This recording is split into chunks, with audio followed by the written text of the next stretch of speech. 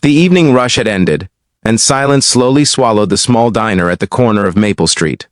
Rain tapped against the glass windows, blending with the faint hum of the neon sign that flickered above the door. Maggie's place. Inside, a young waitress named Lena Hart sat in a dim booth, clutching a paper cup of lukewarm coffee. Her apron was stained, her hair slightly undone, and her eyes, soft brown and weary, carried the exhaustion of someone who'd been fighting a silent battle for far too long. The clock struck midnight. Her shift had ended, but she stayed behind. The world outside didn't feel like home anymore. Home was a tiny, cold apartment 3 blocks away with nothing but a flickering bulb and a pile of unpaid bills on the counter. Food had become a luxury. Dinner, most nights, was just coffee and hope. As she unwrapped the sandwich she'd saved from the day, the door creaked open. The bell chimed once, cutting through the stillness. A boy, maybe 9 or 10, stood there, soaked from the rain, his clothes clinging to his thin body. His eyes darted toward her food. Lena blinked. "Hey kid, you okay?" He nodded but didn't move. Then quietly, with trembling lips, he said, I'm just hungry. I'll go if I'm bothering you." Her heart cracked right there. Without thinking, she pushed the sandwich toward him. "Here, eat this. You're not bothering anyone." The boy hesitated. "No, ma'am, I can't take your food." But she smiled, a tired, motherly smile.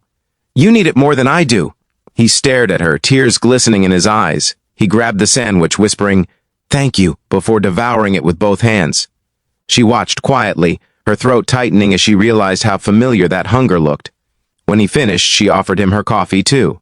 The boy took it with both hands, like it was a treasure. After a few moments, he said softly, "You're the first person who's been kind to me in days." "What's your name?" she asked. "Tommy. Do you have anyone?" "Looking for you, Tommy?" He shook his head.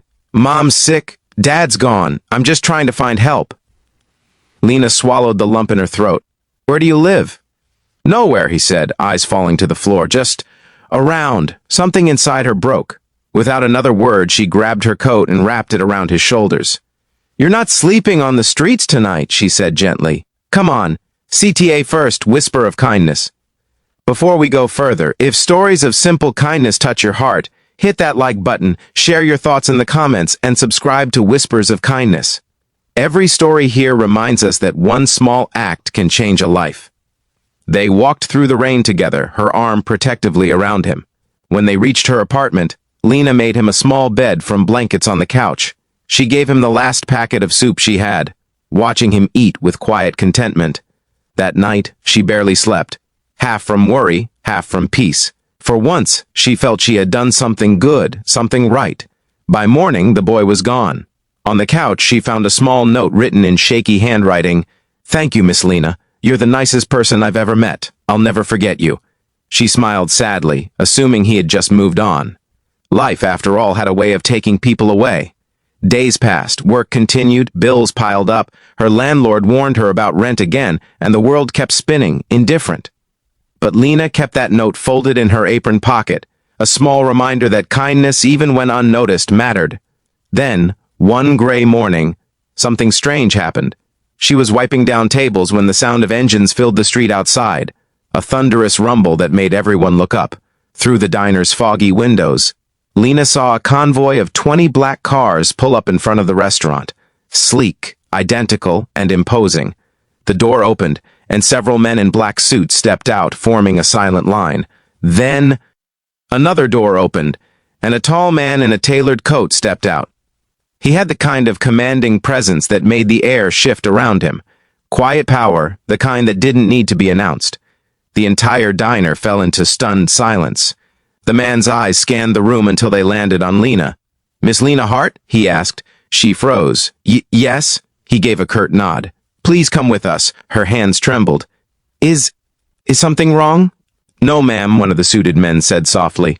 "But someone would like to meet you." Lena's co-workers whispered nervously as she followed them outside. Her mind raced. Had she done something wrong? Was this about the boy?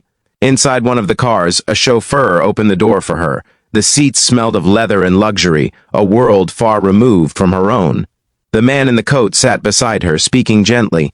"The boy you helped, his name isn't Tommy. It's Thomas Westfield III." Her brow furrowed. I don't understand. He's the grandson of Elliot Westfield, one of the wealthiest men in the city. The boy got lost 2 days ago after wandering away from his caretaker. You found him, fed him, and gave him shelter." Lena's heartbeat thundered in her chest. "He didn't tell me any of that. He wouldn't. He wanted someone to care about him, not his family name. They drove for 20 minutes until the city skyline faded into a private estate that looked like something out of a dream. Rolling green lawns, marble fountains, and gates taller than her apartment building. Her breath caught as the car stopped before a massive mansion. When she stepped out, an elderly man with silver hair and kind eyes approached slowly, leaning on a cane. Behind him stood the little boy, Tommy, now dressed in an expensive suit, smiling wide. "Miss Lena," the old man said, his voice warm yet trembling. "My grandson told me everything." Lena swallowed hard. "Sir, I didn't do anything special. He was just hungry." The old man smiled. "You gave him what money can't buy. Compassion." Tears welled up in her eyes. I just wanted him to be okay." He reached into his pocket and handed her an envelope. "You did more than you know. I would like to repay your kindness." Inside, Lena found a letter and a set of keys. Confused, she looked up. The old man gestured to the side, a smaller but beautiful cottage nestled near the estate gardens. "That's your new home, Miss Hart, fully paid for.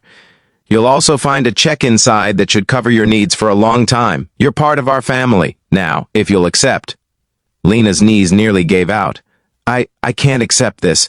I just gave him a sandwich." The old man's eyes softened.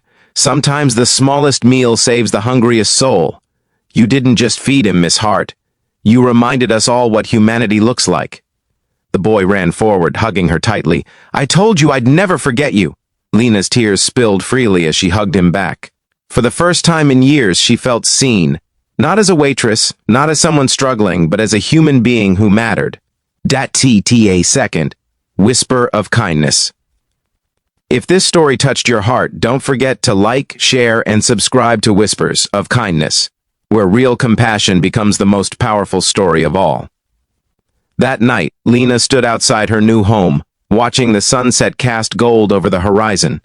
She thought of her old apartment, the empty fridge, the countless nights she'd spent believing kindness was wasted on a cruel world. But now she knew better. Kindness never disappears. It circles back, multiplied, often when you least expect it. And as the first stars began to appear in the sky, Lena whispered softly, "Maybe this is what it means to be truly rich."